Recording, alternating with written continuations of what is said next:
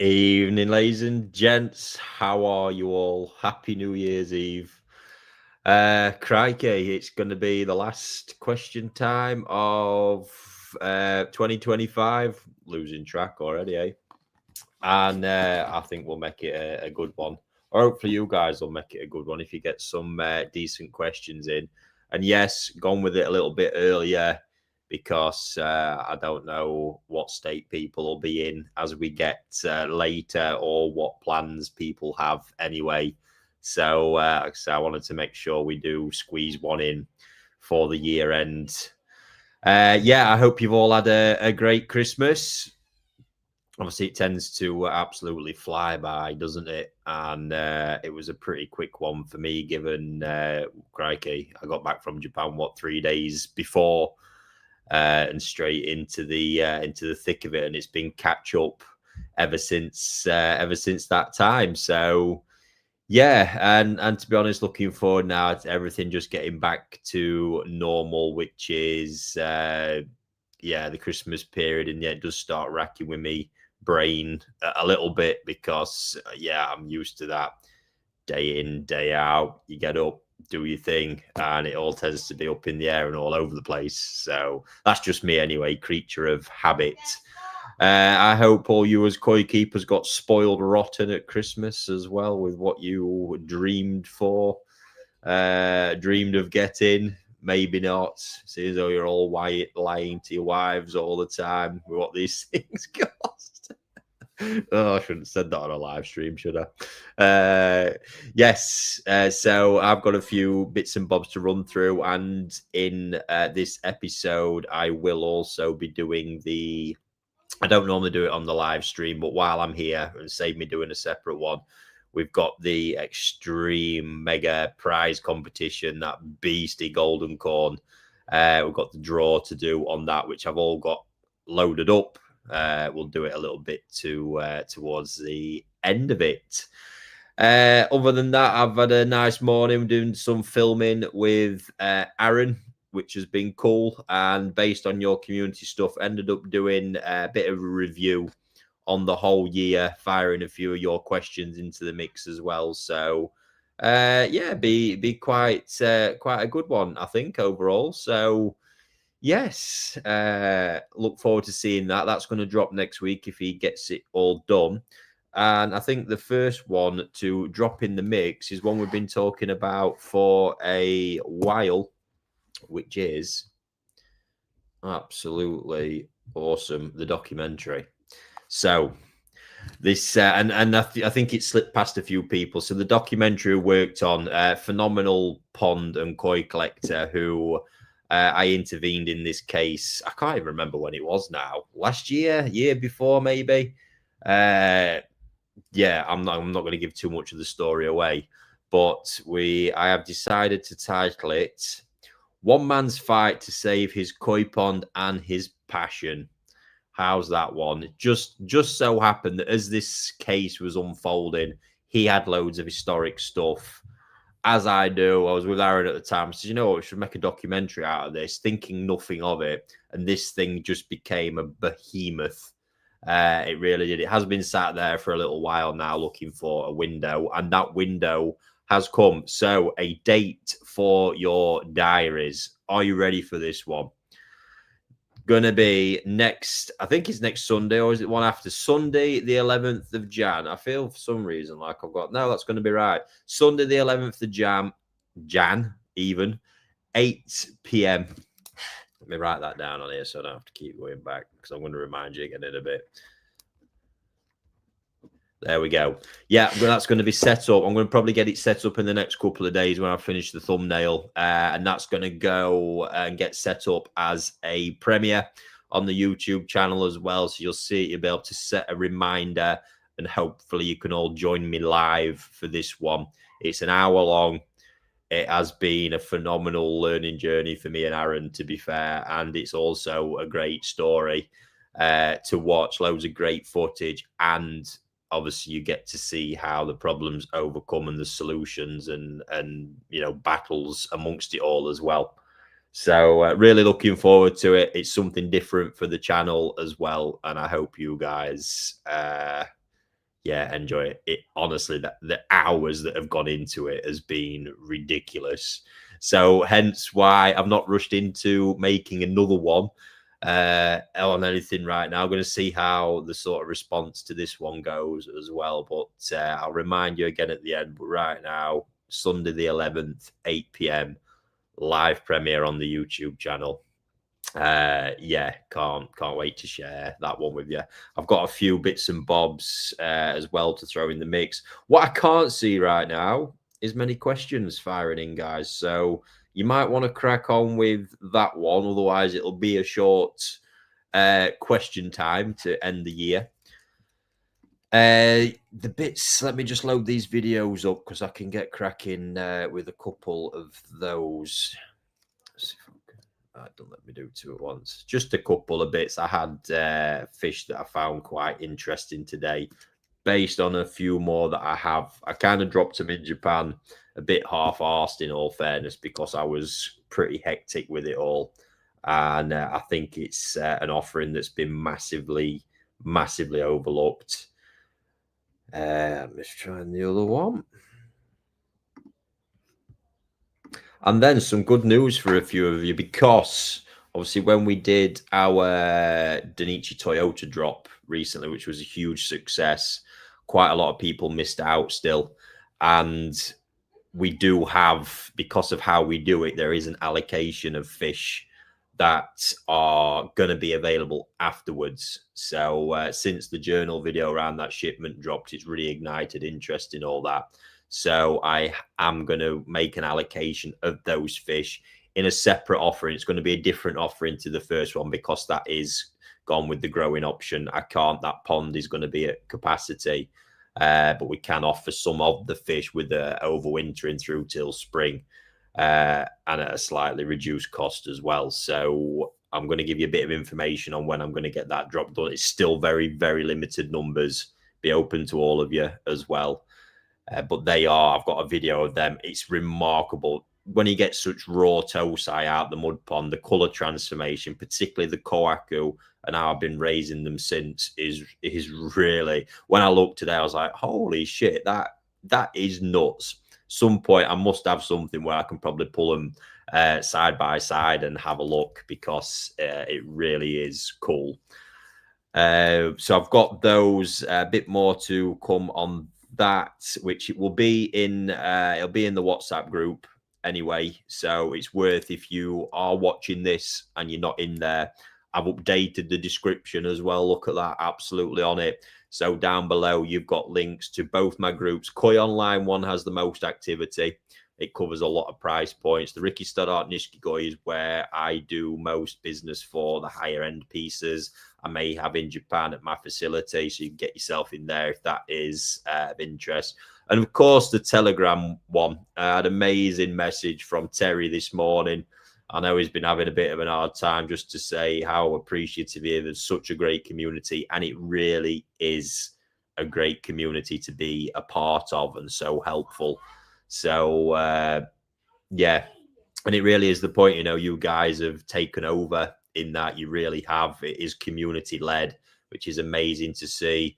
I'm just the referee kind of in the background there for keeping the vibe how I want it. But to be honest with you, it takes very little intervention. So, yeah, superb. And thank you to you guys for making it such a great place as well.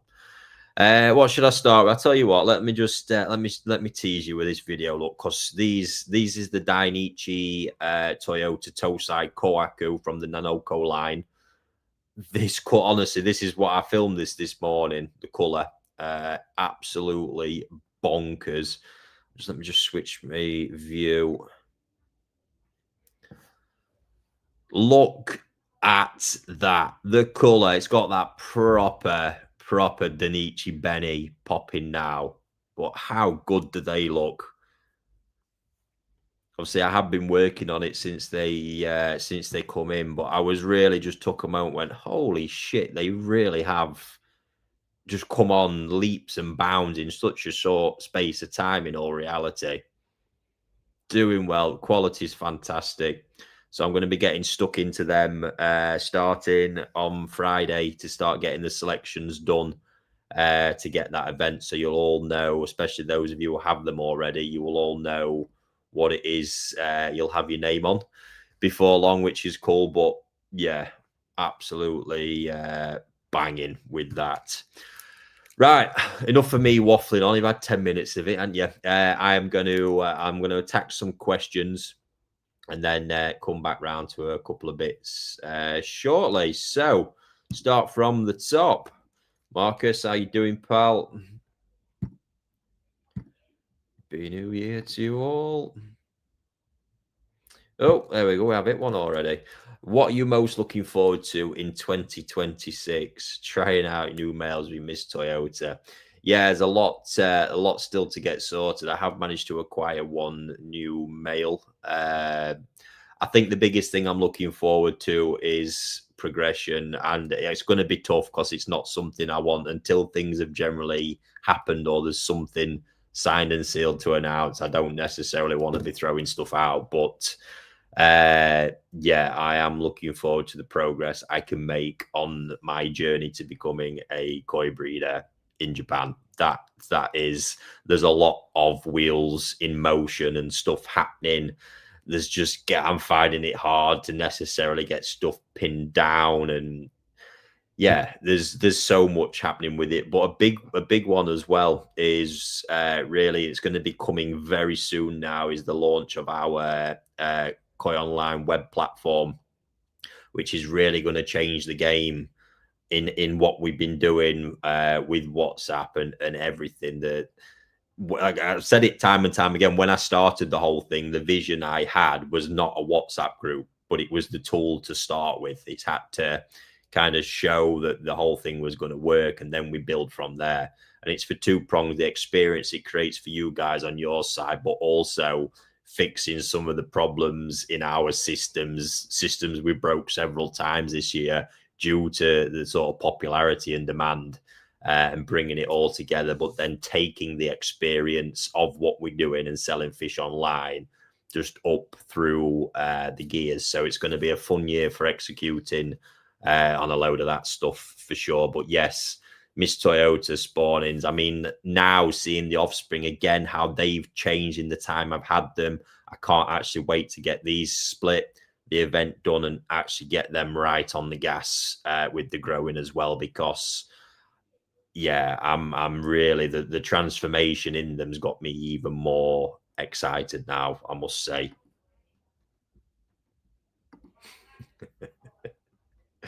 Oh, absolute wordsmith, Terry. Ray, Happy New Year. Now then, Mr. NND Morley.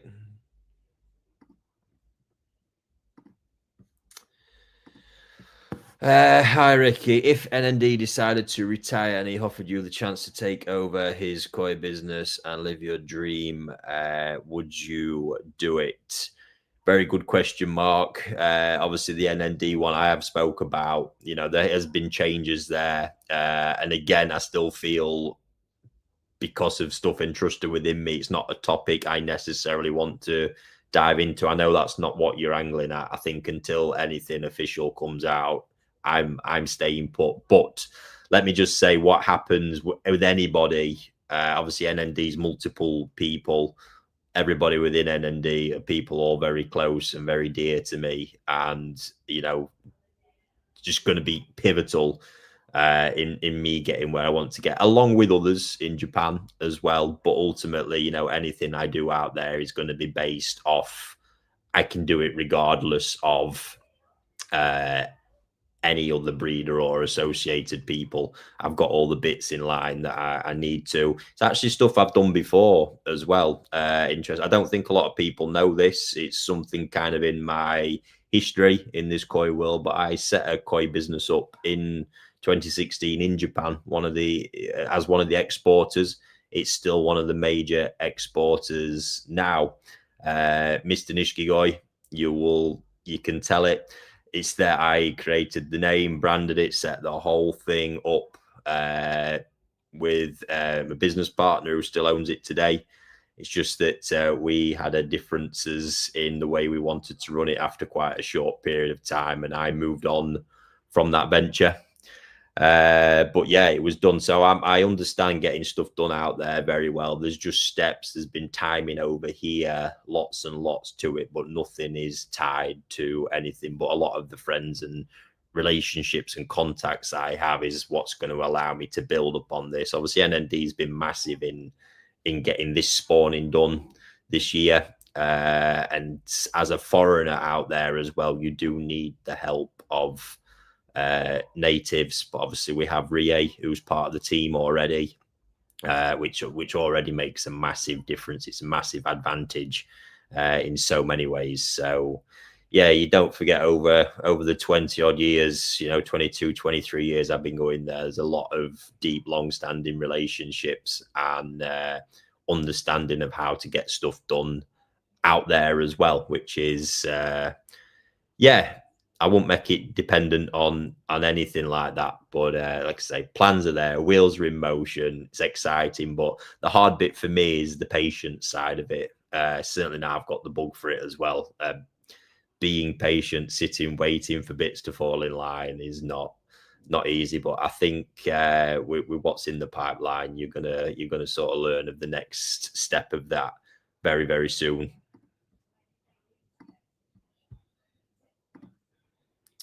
Happy New Year. Can ask if a small window gap in Benny on Kwaku is a fault. Will it grow back? Being told by breeder it's part of the pattern and will add to the appearance. I'm not convinced. I think it's failing. I would have to see that because it can be both. It can be a gap. I mean, what you can sometimes get within solid blocks of Benny, it's quite strange. Sometimes you can get it where like colours to the edge of the scale, but the edge of the scale sort of falls short from hitting the other one, which can leave a tiny window. Bigger windows can literally be a part of a pattern, yes. So it's a hard one to answer directly without seeing it, but could be either or. There can be truth in what you've been told, but I would have to see it to actually make a correct assessment. Happy New Year from Norway. Amazing. It does amaze me how many people from different places tune into this. It is remarkable. The Wheel of Torture is. I had a look tonight to see if there was a super slow setting. Unfortunately, there's not. So we're just on the slowest one again. And on that note, again, amazing support on that draw. I appreciate that as always. How quick can I bring my herd back up from 11 to 18? Don't rush it, Terry. Absolutely no To be honest with you, I've only briefly seen what issues you've been having with the heater, but if they're down cooler now and you've not got a chance of keeping it super stable, keep it cooler. If you're 11, keep them at like 12 or, wherever you can for now until you can give them a stable 18. The actual worst thing you can do here is take them up to 18 and have it fall back because you can't give it the stability. But, if you're doing a degree a day, just bring it up slowly, or even if it ends up being a couple a day, it'll be absolutely fine. Just don't do it much quicker than that. But stability is key. How's the back of shower doing? You put the new media in with the mat in. Yeah, so they're doing well. They always do well. I think the big thing for me, so it's the mountain tree that I put in, is that I've not noticed anything out of the ordinary. So I worked on the basis that because of the claims of the surface area they made and the higher cost of the media, I worked on the basis of, right, well, typically we should probably need a smaller amount then. And that's the way you make it, in my opinion, cost effective against the likes of the Shigure I've tried in the past. Now, on that basis, and it's a hell of a capacity of media from what's gone in, I'm not seeing anything that's making me go, wow, I want to spend a fortune putting this in everything. What I am thinking, looking at it right now, is it still needs more. And the ones that I've got with the other media that have more overall media in are probably better performing, is the assessment. There's nothing else more I'm seeing in the overall water or anything like that. It's making me go, wow. Nothing negative to say about it whatsoever. If I did, the same equivalent amount of media, so less media, the Nishikigoi, would it outperform it? Possibly, but my initial thoughts of, well, you can probably get away with using less because of the cost is not the one. So have I necessarily got the right flow patterns and stuff on it? I don't know. I don't buy into a lot of that stuff. I tend to just think filter media in there, if it's getting wet, it should be doing its job, especially in a shower. So let's see. I am planning to increase one. I've got some running just with matting in. Yeah, a bit more time, because as well as that, I mean, they've had enough time, I think, to reach a level of maturity, but time is always, beneficial to this thing. So let's see moving forwards. Ricky, what, if anything, would you change on your filter design to improve it? The changes, I think my Mark II unit is waiting to be collected or picked up. I've got to get it sorted. It wasn't anything massive. It's small things in around the flushers, where pipes are. So you'll get to see it as soon as I've got my hands on it. I'll share it. I don't know if this will still. So this is Mark II. I get a feeling they'll probably, need a few small iterations before you get to a finished one. So I'm hoping at Mark III, I'll have it nailed. And it was just small logistical things. At the time when I designed it, I wasn't thinking of where it would sit and how difficult that would be, given I've put the brushes on the other side of the pond, so you've got to clamber over to get to them.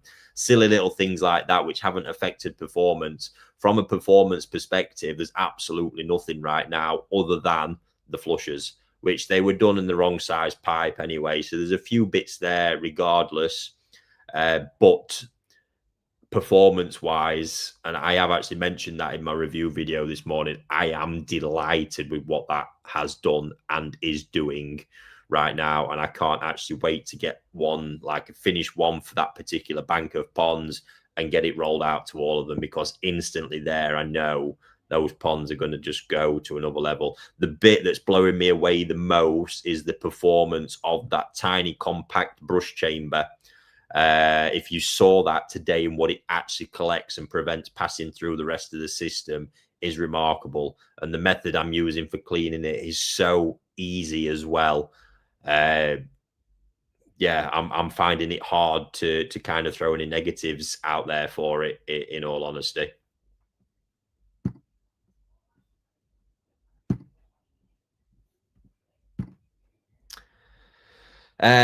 The benefits, effects of cold water for koi, e.g. sumi development, egg absorption, body shape, organ downtime. Here in Japan, cold water treatment is something always.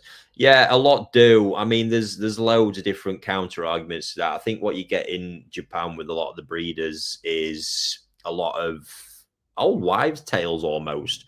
Certainly in Niigata, it's like the way it's always been done. I think if we look at what Sakai is doing these days, and that is a place to look, let's face it, it's now becoming, with indoor raising especially, because that's a big part of this. A lot of the old stuff derives from the fact they have a really intense 6 months in a mud pond and then they're resting after. But it's starting to take it. And I'm looking at this myself, is putting that growing season out over 12 months and the peaks and troughs in amongst it all. Particularly cold water, I think some downtime from intensive feeding is absolutely crucial. And that can just also be a change of diet. This doesn't necessarily have to be starving them. I mean, there's methods being implemented now where they're having a couple of days rest within every week as well. But the diet that they're on will also make a big difference. Obviously, a growth diet is a high fat, more than anything that's being pumped into them. Whereas you change to a balance, you drop that right off. So yeah, and then temperature, it's intense, being at 22, 25 all the time. So for me, I mean, a lot of the fish, I don't tend to really drop below 18 very much with the higher quality fish that are all indoors, but I do change the diet. I change the way the environment of the pond is used. If anything's excessive anyway, kind of in body weight, I drop it off regardless. With sumi development, I'm not buying into the cold water theory so much anymore.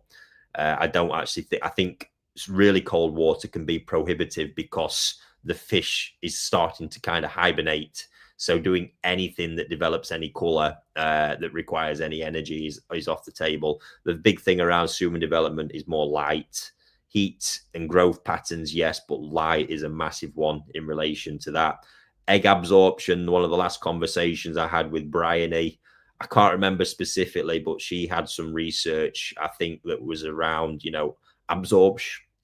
egg absorption is done in around 1 to 2 weeks. Nothing major with that. So it's not like that needs a really prolonged period. Body shape on that list I've just mentioned, and organ downtime just feeds in to this, I think, this 12-month controlled period, not necessarily using any super cold water, but where you've got the peaks and the troughs and it's managed, is going to be far better longer term for raising high quality, healthy fish than ploughing it into them for 6 months and then stopping completely. And certainly from how I have been using my ponds over here, because I've got controlled temperature for 12 months. That seems to be more it. So a lot of the growth is coming over that period, and I'm planning out that schedule, especially like with the bigger fish, knowing that in the super height of summer, when it's really, really hot, it's not their best growth time. I'm actually reducing feeding at that point. They're kind of stretching out. And as that eases off into the autumn, when I can get control of the temperature again, is when I really start hitting them with the growth.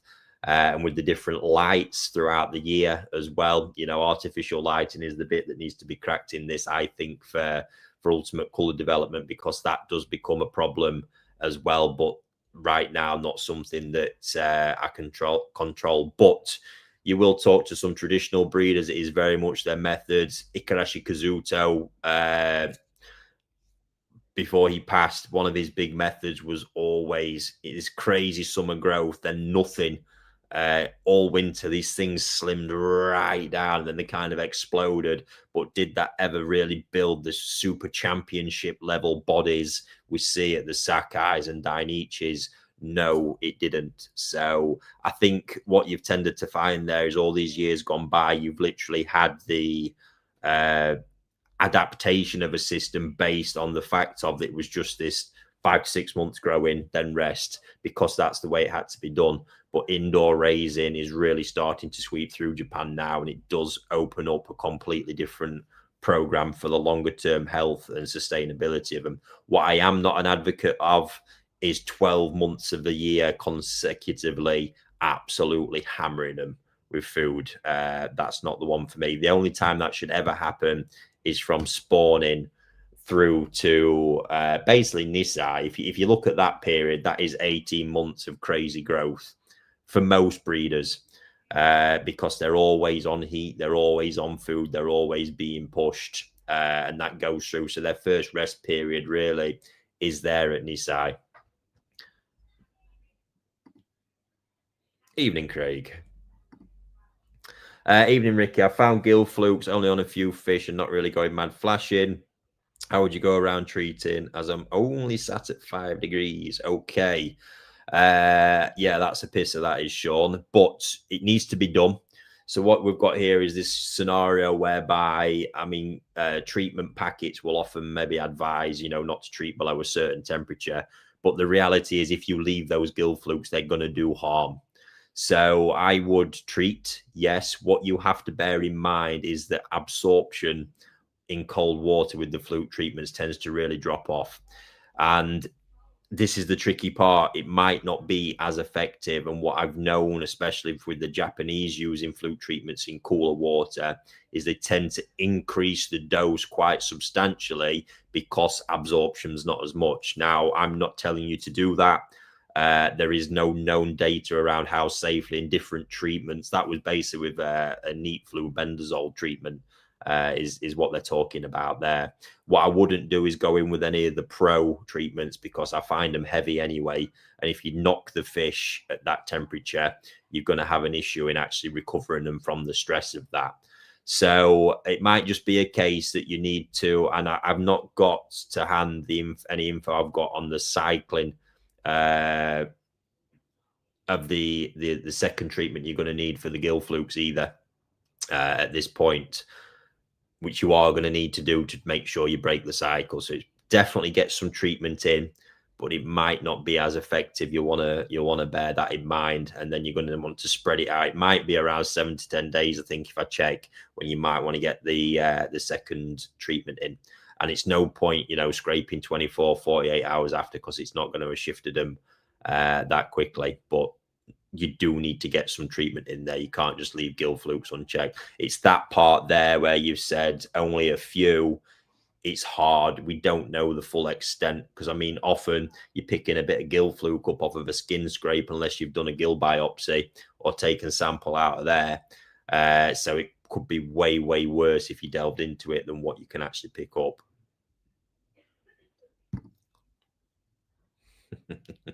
Such a big list. It really is. But I think time will tell with this one.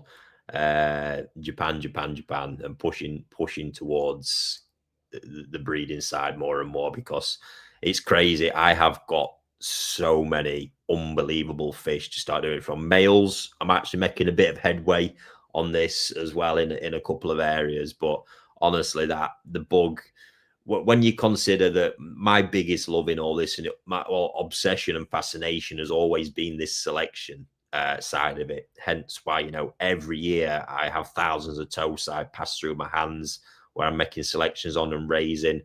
And to think I'm doing that with what I get from the breeders, and they're still keeping that, let's call it that 10%, the magical 10%.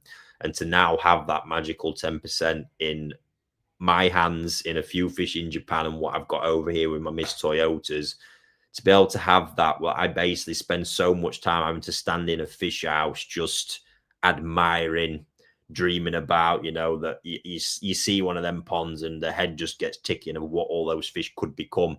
It's that toe side dream. It's on the ultimate level.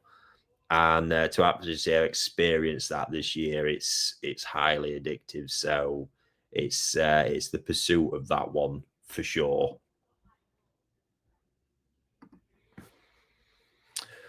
Oh, I'm doing £300 a month on electric heating, 3 ponds, small fish. If you want to heat, what's the most cost-effective setup?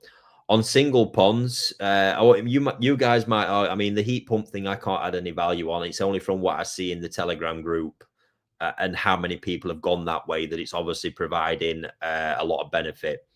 So, but you've got the initial upfront cost of buying 3 there in that case for 3 ponds, which might be prohibitive.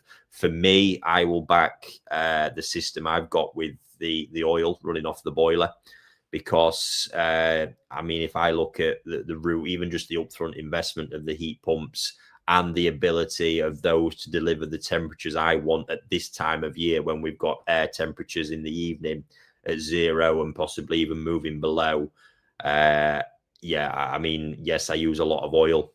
It's in the vicinity of around 1,200 to 1,500 litres a week, but that's heating 42, 44 ponds at the moment, many of which are, you know, from 12 degrees up to 25 degrees. So I think when you actually break the cost of that down, it's actually quite impressive and an efficient system, but that's massively scaled up.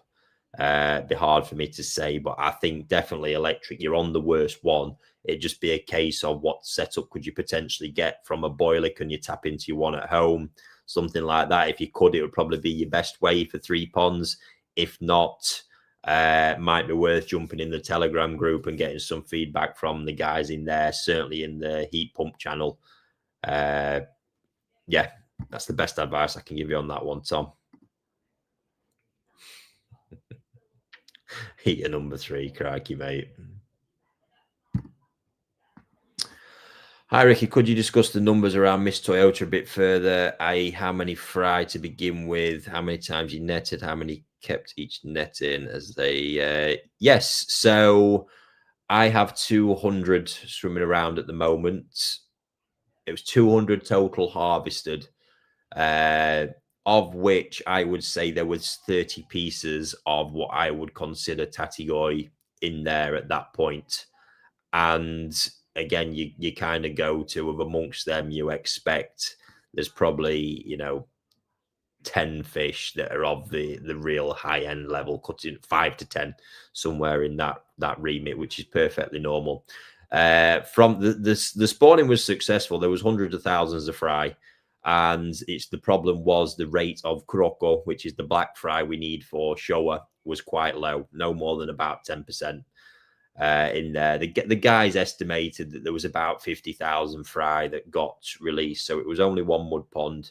And I think, if I remember right, from the selections, I did 3 selections in total, and after the first selection, there was about 600 went back, and then next selection we was down to the 200. Feeling like I've missed something in that one. Not sure. Ideally, what I do know from that is there could have been ideally one more selection in amongst all that, which would have cut down the amount of fish at this final harvest in the end. And what was in there would have been quite a chunk bigger. But obviously, logistics and me traveling back and forth, it was prohibitive. But for next year, I do know there's a period there between one where they would have done a selection 2 weeks after I did one. So knowing that for future, I can dedicate that time to do one on arrival, wait there for that amount of time, and then get it done again after, which will be quite cool. So yeah, that's where they're at numbers wise. It's quite normal for a spawning. Obviously, how breeders scale that up is by the amount of spawnings that they do. Now, ideally, we'd want a Kuroko rate of around 50 to 70% is where, speaking to most breeders, they'd want it to be. Ideally, minimum of 30%. What that would have done is allow me to fill up the 2 mud ponds that had been set aside to begin with. And obviously, in essence, you would have roughly probably doubled the numbers of fish there. But again, this is all things you have to assess from it. Is, would that fish be viable in a Japanese breeder's mind? If that's just chucking out 10 to 20 pieces and they are really high quality pieces, one pond, get up, fantastic, that could work. It's just tying up the commercial versus the desires of the breeder. There's a lot in the mix. For me, that would be, as I'm looking in thinking, well, yeah, if they've got the characteristics I want, it's a small yield. But when you've got others in the mix, commercially, you make that viable in the end. Oh, that's the Toyota bit. There's always a funny lag in the comments by the time I get through them. I'm using K Plus moving bed. In your experience, how much food do you think I can feed? I have about 600 liters of K Plus. Last year, struggled to get above 800 grams. So, Daniel, struggle to get above, what is it you was actually struggling with? Because when you're feeding a lot of food, always expect there's going to be a background trace of nitrites. Very hard to get rid of it. I wouldn't be expecting any ammonia based on what you've told me there. What could be a potential issue in that, if you've had issues, is the flow rate through the fluid bed and the retention time and KH levels. So that's what I'd be wanting to know a bit more about. Happy New Year. Question: do you use clay during summer grow on? If so, any recommendations? How often do you use it? I do use clay. I like clay a lot. And the one I use is Back to Plus Omizu. I like it. I think it's great and good value for money. I don't use it enough. It's just something I've got a lot of it. I kind of have a spells where I think, I'll get some clay into them, and then just the sheer chaos of everything going on, don't keep up with it consistently. But I do think it's great. It's a great flocculant to have in the water to clear it through, and no negatives to using a clay whatsoever. Hi, Ricky. I've made a moving bed air bar like yours, but I have more air holes. How do you work out how much air it will need without buying multiple air pumps? That's a good question. I actually got that information from Jasper at EA. He's got some crazy stuff, but it's not necessarily the quantity of holes isn't a big part of this. It's more the getting the size right. What I would say is there's a video on the channel, I can't remember which one it is, where I discussed that. It's possibly that one. I think I gave all the information I had at the time in that, but I've not got the rest of it committed to memory at the moment, unfortunately. and I was just stealing it, to be fair. Anything like that, I was straight on. I'm lucky to be able to get him on the blow every now and again. He's a fascinating character. He really is. And the knowledge he has and the depth of it for all that stuff around him is remarkable. Evening, Ricky, and Happy New Year. What bunch of fish are you most excited about for next year? That is a very, very clever way, Chris, of trying to get me to drop my pants here and show you everything. No, at the moment, the Saito Kohaku, I mean, I've got them separated out. I'm just day by day, each pond of them is really blowing me away. Obviously, we've got the Saito Karashis to have a play with as well, and others in the pipeline. You are going to get to see a little bit of it. Get excited about. I think we're on our video a day for this festive period on the channel. The Japan stuff starts tomorrow, I do believe. So you're going to obviously get to see. I didn't film the whole trip. I must say, towards the end of it, I just wasn't feeling the content I was producing.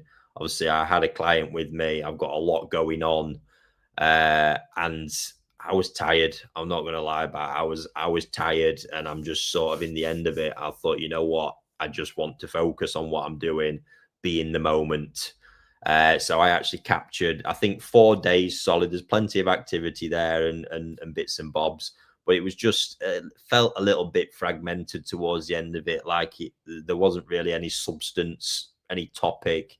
It would have just been walking around. You might have loved that, but I wasn't feeling it. I didn't feel like it was providing any value for you guys. So I did leave it in the end and just got some small clips to share on other bits of socials along the way, which I have done. But there is still 4 cracking episodes there. And then the rest, Chris, you'll have to wait and see as the year unfolds. But we have got a lot of it planned out, mapped out already. And as you'd expect, it's going to be exciting and it's going to be very good fun. Hi, I'm at 12 degrees unheated. Just noticed a bit of carp pox on 2 of my fish on the tail. Apart from turning up my heat, is there any more I can do? No, Alan, leave them alone, mate. And obviously, when you do eventually warm up in the spring or whatever it is you're doing, it'll clear up then. Don't panic too much. Right, I'm gonna just do these couple quickly. Got 9 kilowatt. Jesus Christ! Oh, is that Electro Vulcan? Jesus Christ, Derek. You're pulling grid to pieces, mate. There were no New Year's lights for people. Oh, a bit of hot cable going into Terry's place. Hey, Ricky, and all. Happy New Year for later. Got through putting decorations away earlier. Yes. I can't wait for that bit. I really can't. Right, just coming back to it. Bit I promised you. Let's let me drop onto this screen here. Look, and this was a piece here. If I let me, oh, took me set off completely. This fish, so Kibby, I did have some, and I don't think I filmed this. So I was lucky last year. Since I've been going to Kibby to get some great fish, to be honest. Got some tosai. The Goshki Sankis have been a great success this year. Loved growing them. But it's been the Showa and Ginrin Showa, and it's the base bloodline stuff. I think the way I can describe them is they are beautiful. Works of art. I look at this, his high end, his Tatigoi ponds, his best tosai are, and they just look superb. And they seem to deliver. They've got all the technical qualities to back it up. And I think I managed to bully him into giving me 4 last year. And I mean, this is just typical weird Japanese stuff. Phone up for an appointment. And yeah, you know, it's fine, come along, but I've not got any fish available. I was like, right, yeah, I fucking hear this so many times. So yeah, we'll come anyway. I'm in the area, just come and say hello. And sure enough, got there long enough, ended up with a whole bunch of stuff, but I managed to get into those ponds again. And I can't remember how many it is. There's about 5 pieces for that I actually listed on the Ricky Stoddart Nishikigoi WhatsApp group that I'd be growing over here in the UK when they arrive, and a few pieces that are staying in Japan. Now, they are very raw. I am excited by the potential and what I see, but I know that can often be missed because they're not all there and obvious in your face to begin with. Often it's the ones at the higher price points, and some of them were very high, especially the ones in Japan that are slightly more obvious. But I thought the others offered great potential and chance. So what I've done, because I'm going to be relisting those soon, bit more in-depth analysis as well. I didn't have a lot of time while I was there. I thought I would share this one, which is one from last year's batch that was of a similar size and a piece that I've grown through. I'm actually still growing it at the moment. It's remarkable. So I thought I'd get you inspired and show you obviously what even those ones I'm putting forward with the growing option included with me. Obviously, it's not always guaranteed. Stuff can go wrong. But what I found with those Kibby fishes, the quality level was so high. They've just been a huge success. But check this out. I think this is absolutely remarkable.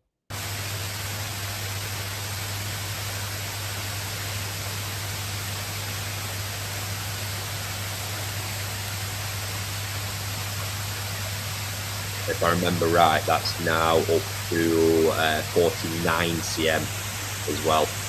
It's a huge amount of growth it's stuck on. Be over 50 by the time I'm done with the growing period on that pond. But just look at it. That fish was a bit more of an obvious one.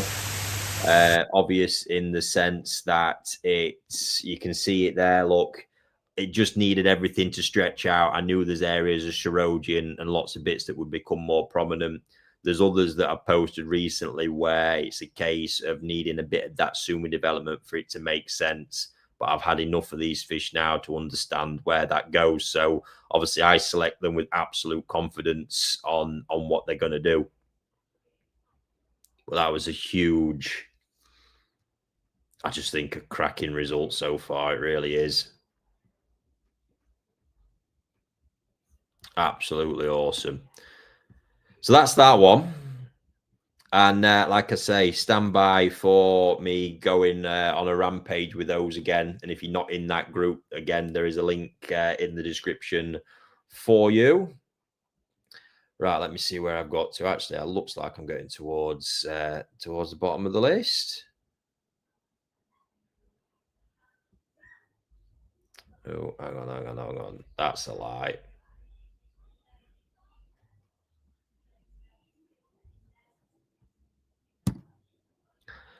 Happy New Year, Ricky. My koi been flashing all year. Nothing on scrapes, but treated for flukes. Fish seem fine. I have high nitrate. Could this be the issue? To be honest, Kevin, if high nitrate's the issue, mate, then my fish should technically be absolutely bouncing out of the ponds. Don't think it is. I think you might want to look more towards source water, incoming water, possibly having a test run on that for potential metal contamination or something along them lines. Just from what you told me, that's the first place I would go looking there. Check your chlorine levels as well. Make sure there's no residual trace of that in the water. I spent a lot of time ranting about it. You cannot underestimate how many problems bad water coming in can create. Satch has got it. Look, only 16 thumbs up. I tell you what, as well, I'm gonna have to start doing it on my videos again because the amount of people hitting that subscribe button is not enough right now. It's such a small thing to do. Get a notification every time there's a new video coming up is actually interesting because the whole culture around videos is going away in social media from followers now because it's very much feed based, but it's still nice. It's still nice to know you're there and that you care. Not that one. Sorry, I've gone on wrong bit.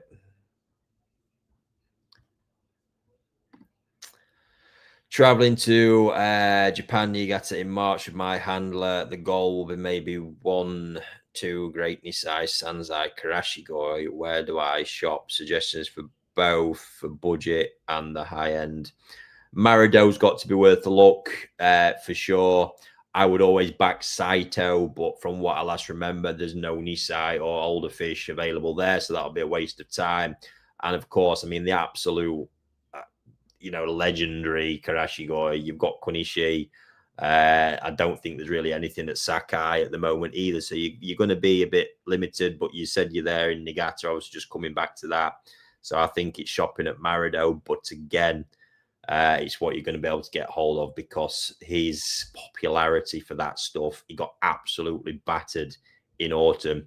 So I don't want to be too harsh about it, but from looking on my last trip, it does seem to be that it's just the dregs that are left. Obviously, you've got others. Marseille have them. Quite a lot of people have them. It's just preference on what line you want to get, and I do have preferences, and I've just stated them there. No, well, that's a lie. That's a lie, right? I need to get some of me. There's room now for 2 more banks of 2-foot tanks. I might possibly get 4 on a rack. So 8 more 2-foots, and then that's that room going to be full. See where I end up knocking up next day. Arthur is rapidly bullying me into wanting a tropical pond, which could get interesting. That'll have to be at work. That I ain't paying to run one of them. Can run off at Boiler up there. Oh, here he is. Look, here he is. I'm not even talking about that football last night. Did have a lovely day. Me and Arthur went to, obviously, was going to the match. We went to Pier Aquatics, which was awesome. He's ended up with a very, we have ended up with a very super platinum red-tailed catfish, absolute man-eater. That's settled in the tank. And then off to Old Trafford after for that, what was, I can only describe as a shit show, as you've probably all seen.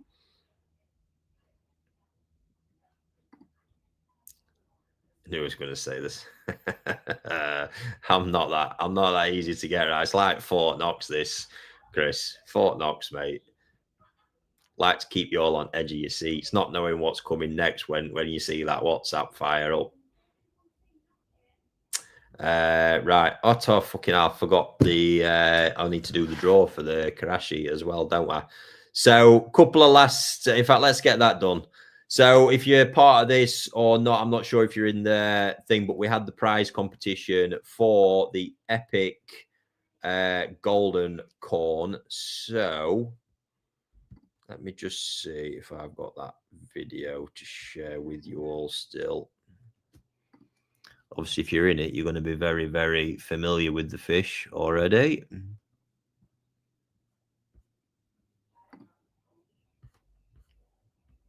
No, it's not just a hand. Anyway, absolutely epic Sansai. Honestly, how that thing has grown and changed since I started this has been quite remarkable. So what I need to do is get everybody. Let's do my share screen. There we go. Should be game on. Here it is. The Wheel of Torture. So, ladies and gents, if you are part of this, good luck. Once again, thank you very much to everybody who's entered and supported it. I really went out on a limb with this one. When I put that out as being £5 worth, there's a reason you don't see golden corn at this level in the UK. If I'd had to go and physically buy that from Taniguchi, bearing in mind I've just been there was nothing like it anyway. It wouldn't have even touched the sides, and this wouldn't have been possible. But it's still hit the pocket a little bit, but I think overall the whole thing balances well, and it's been good fun. And I genuinely do love to see people get hold of these fish that they wouldn't necessarily be able to get hold of. So thank you once again. Let's hit that button. It's on a nice slow spin. I've mixed it all up completely as well, shuffled the pack a few times. So good luck, and somebody is about to end 2025 with an absolute bang and start the next year with a grin on the face, I should imagine. So yes, good luck to all involved. Here we go. This thing is absolutely brutal.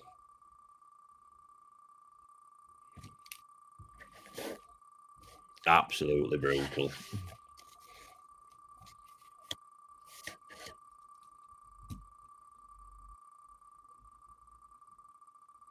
Oh, slowing up. I can't see. On my screen, that's way too small for me to see anything.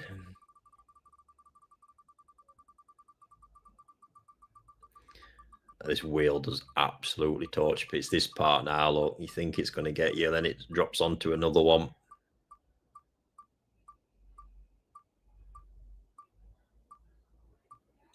Like it's doing now.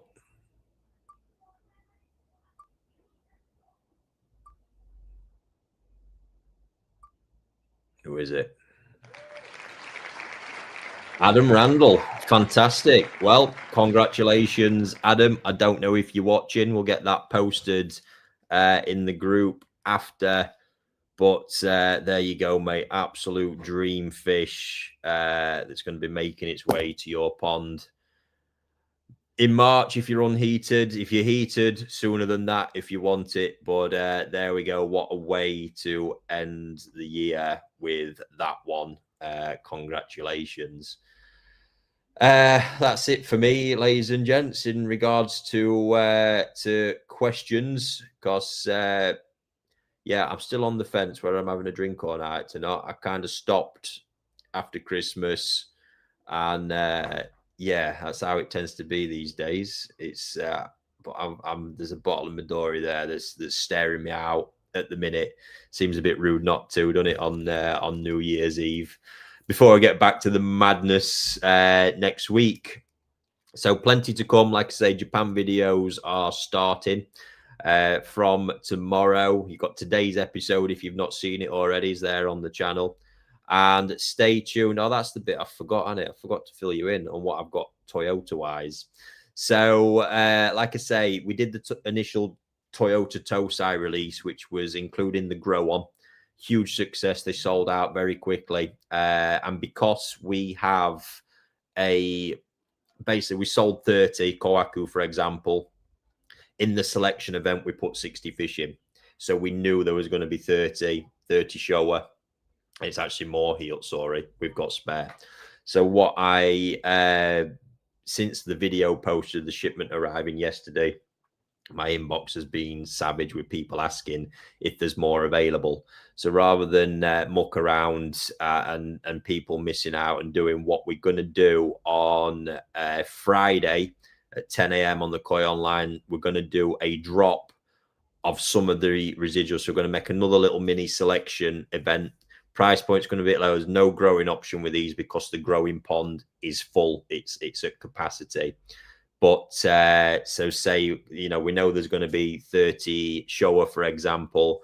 There's going to be 15 more shower available, 15 more Kohaku, and 20 healed soris. But after that, that is it. There is no more to be added. The others after that will they're just going to be residual stuff, and they will go out to some of our dealers afterwards.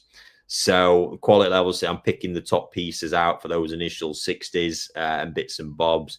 Quality level's still going to be very high, and to make it fair, we'll do it as another selection event after, seeing as how I'm photographing everything anyway.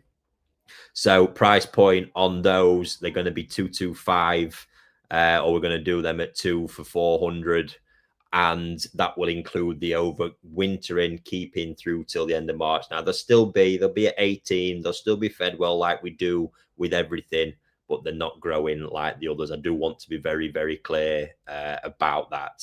So that's going to be just 15 shower, them Pandora offspring, 15 of the Nanako Kohaku, and 20 of the Pandora Heosaurus. That was absolutely savage when they went out. So that's on the Koi Online website at 10 a.m. this Friday. If you want to get your hands on one, stay tuned for that. Other than that, last reminder, finally, the documentary is coming Sunday the 11th. Join me for the premiere on YouTube, live premiere, 8 p.m. on Sunday the 11th. It is officially titled One Man's Fight to Save His Koi Pond and His Passion. How's that one for you? Hour long. I hope you're going to love it. And Yeah, there we go. Drawing a line under a few of these things before we really crack on into the depths of 2026. So thank you for everyone who's tuned in. I hope you've enjoyed that episode, the last one of the year. And let's see what the new year brings. So happy new year to you all. And I'll see you next year. Happy days. Enjoy your night, folks. Don't get too drunk.